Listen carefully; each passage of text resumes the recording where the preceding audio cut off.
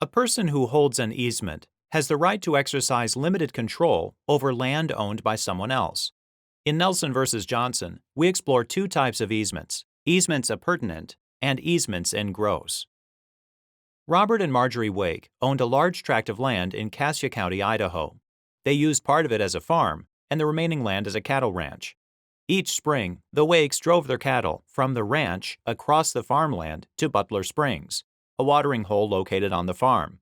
From there, they proceeded onto an access road located on the farm to reach grazing land owned by the Bureau of Land Management. Each fall, the Wakes drove their cattle from the grazing land back to their ranch along the same path.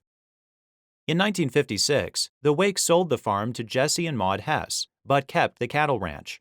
In the contract for the sale of the farm, the Wakes retained certain land access rights, including a right to water their livestock at Butler Springs. In 1963, the Hesses sold the farmland to Raymond and Wilma Johnson, subject to the Wakes' right to use Butler Springs, identified in the 1956 contract. In 1964, the Wakes sold their cattle ranch to new owners, expressly granting the new owners the right to water cattle at Butler Springs. The ranch changed hands several times over the following years, with each new owner using Butler Springs as a watering hole. In 1973, Lyle and Loa Nelson bought the property. Shortly after the sale, the Johnsons purported to grant the Nelsons permission to use Butler Springs.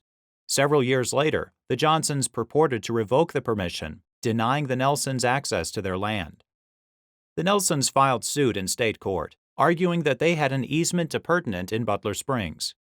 The court agreed, and the Johnsons appealed to the Idaho Supreme Court.